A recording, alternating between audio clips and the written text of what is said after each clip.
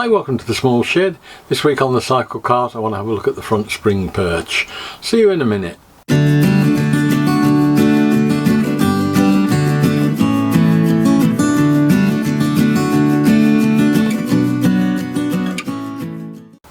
Now the other week I got the front part of the frame sorted and all the fixing bracket that I'm adding on to that done, and it's time I think now to start and think about the actual spring perch, partly to make sure it's going to be strong enough, partly to get it positioning about right, and partly because it opens up a whole lot of other areas that it will demonstrate where the axle will be in relation to the front spring is in relation to the frame.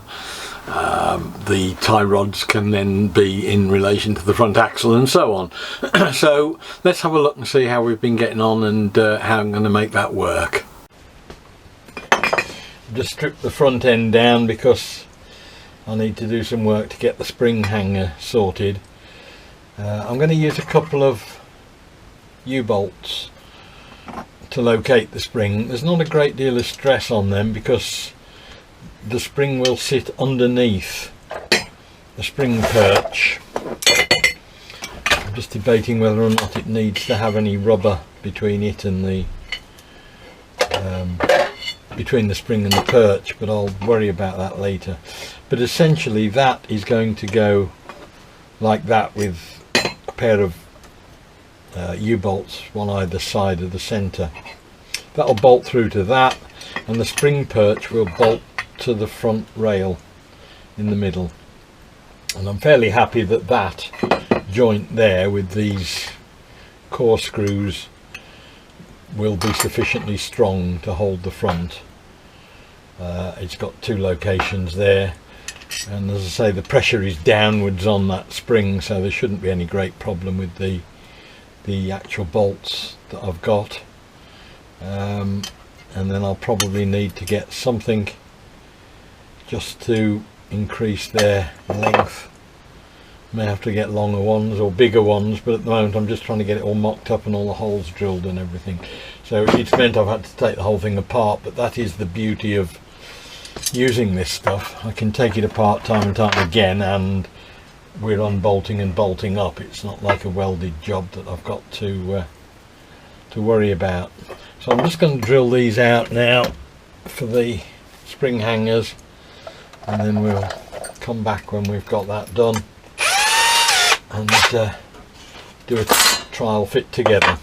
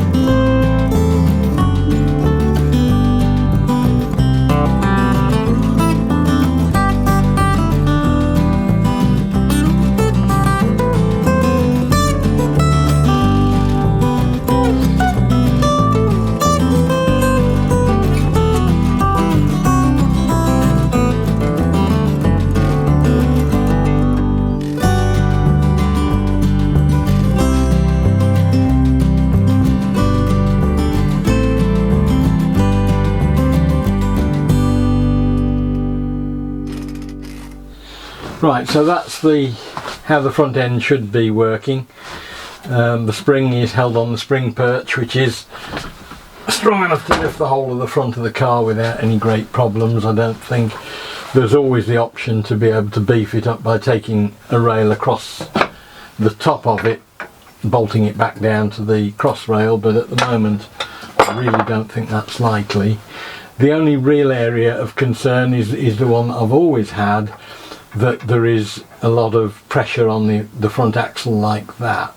Now I haven't tightened up the U-bolts yet, which I do need to do, but it is going to be important to get this lateral restraint on the certainly on the axle, and then once the axle's restrained, the actual spring hangers will restrain that. To that end, they come out about 45 degrees on the real cart. On the real car, I mean.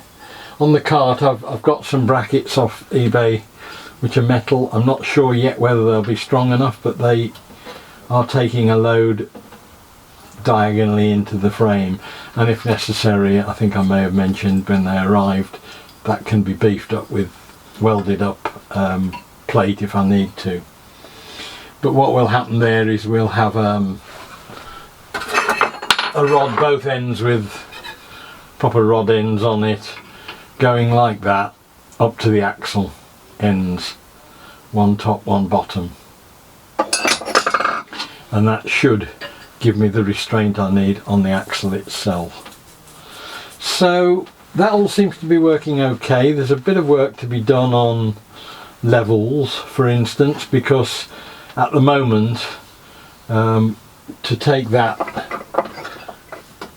angle to the axle, it means the axle will have to be fairly close to the spring, and that would then mean it would be coming down on that and crashing into it.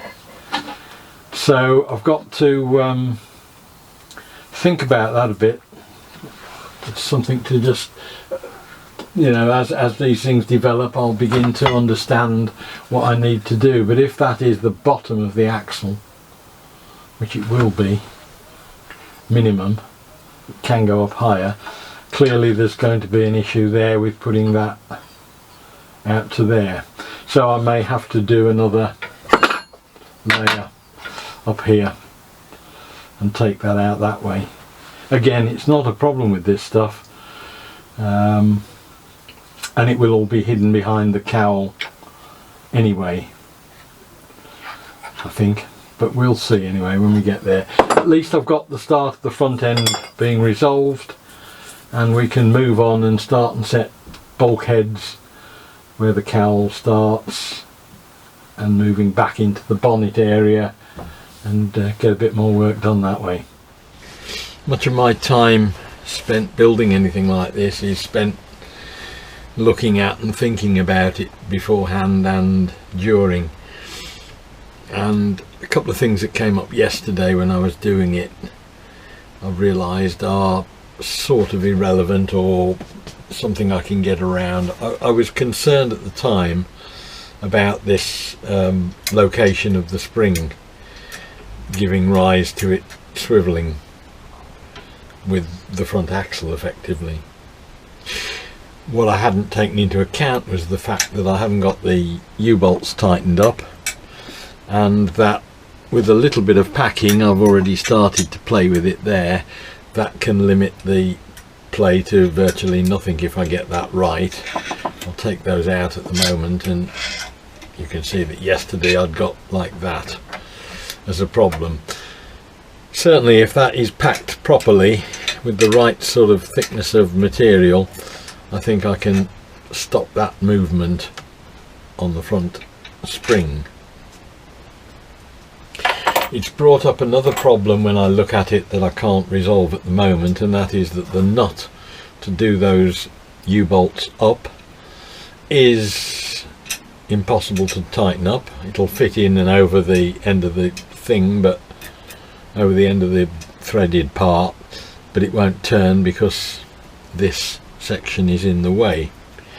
That's not a big one to have to worry about too much, because all I need to do to get that sorted is to just relieve the sides of that section either side. So that's not a problem in itself. It's just a bit of routing, a bit of machining with a small router bit. I think we can get that sorted.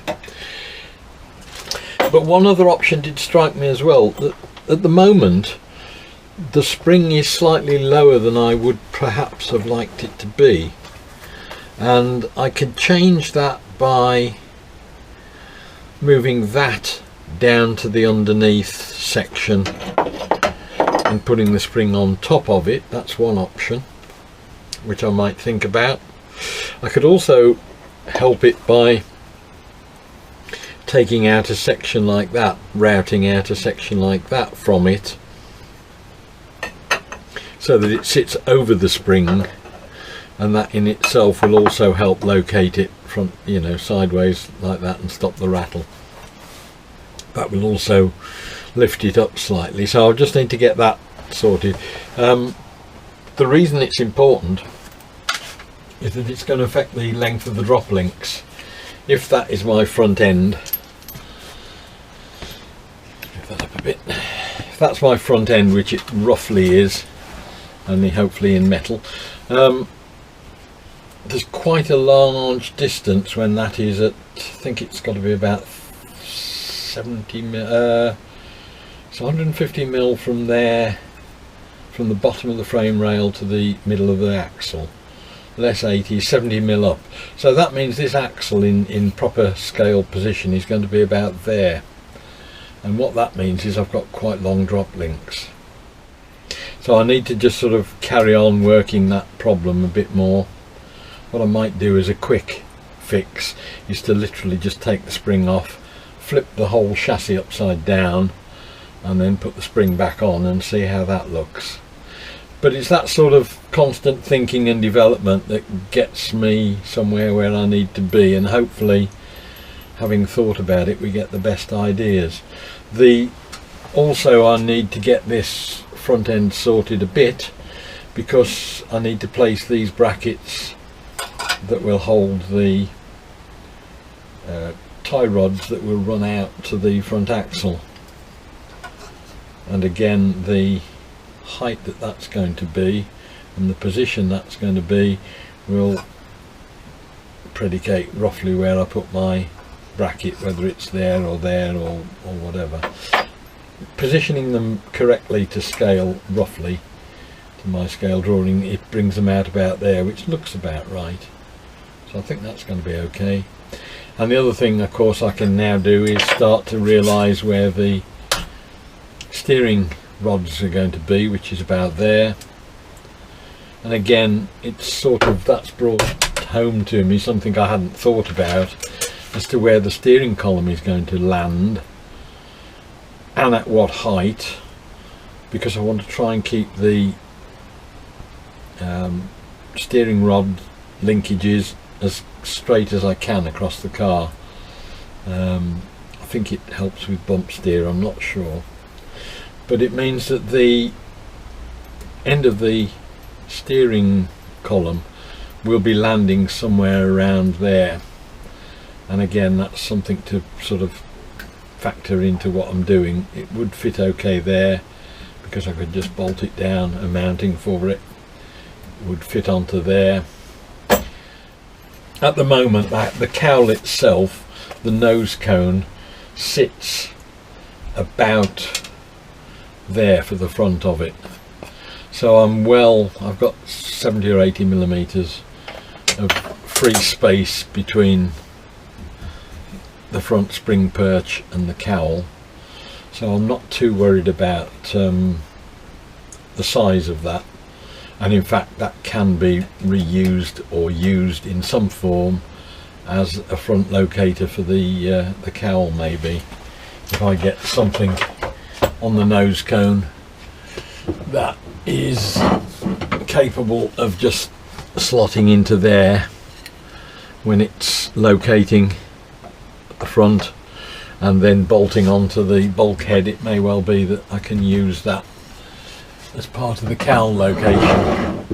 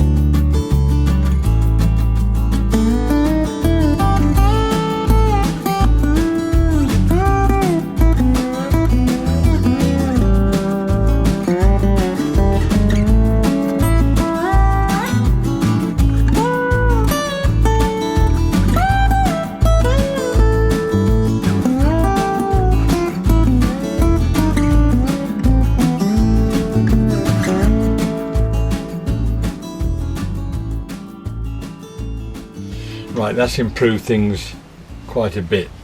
It's raised the spring level up by about 30 or 40 mil, I think. It was originally 20 below, it's now 20 above the centre line. So it's lifted it 40 mil, which has helped. That now doesn't look as silly. That axle should be about that height. So the spring hangers will be not so bad when I have something welded onto the axle to carry the front part. So that's good. The other thing I can do now, I mean, now this is bolted up tight, this won't twist sideways anyway really without these even being bolted up. So that was a bit of an unnecessary worry and a diversion, that once it's really tightened, because this isn't properly tightened up yet, it's something I needn't have worried about, I think. However, what I'm now not so much worried about, but what is now the situation is that that is clamped down there and there, but the axle is the spring, sorry, is obviously curved, and that top is flat for 80 mil of its width. What I might do now is to again flip what I was talking about here with cutting bits out. One of the problems with taking that chunk of metal out underneath was that it ripped out that centre support there. It would leave it with nothing in there at all, which I don't think it'll be a problem when it's being supported end on with 2 bolts in there. But in this case, this will solve all those problems, because all I need to do now is just to take out the side pieces there and there. That leaves all the strength still in the middle, and I can just round over those bits to give the spring a little bit more room to move around its, well, centre point and these 2 points. Instead of working from there outwards, it's now going to be working from there outwards, which gives us a little bit more flex. Still don't know how many leaves I'm going to need in the spring, but again, it's not going to be a massive job to swap them out and test it. I'll probably start off with a compromise of 2 out of the 4 effectively, and see what happens, and if it wants to be softer I can take 1 out, if it needs to be harder I can put 1 in, and so on. So that's where we're going with that, and I think we've now got that pretty much where I'm happy with it. I've just flipped the whole chassis upside down, replaced the floors in what was the top, now the bottom, and I'll just swap the bolts over one way back to the other, change the labelling so that's now the top, and it means I don't have to start messing around drilling new holes in everywhere in the chassis. Very happy with that. Right, so I'm going to leave that there for this week. I've got pretty much resolved what I'm going to do with the front spring perch. There's a little bit of fettling to do on that front bit of aluminium section, but essentially it's where I want to be. It's strong enough and it's at the right position, so I'm quite happy with the progress on that. Hope to see you next week. I'll be doing something different on the Cyclekart, and I look forward to seeing you then. Bye.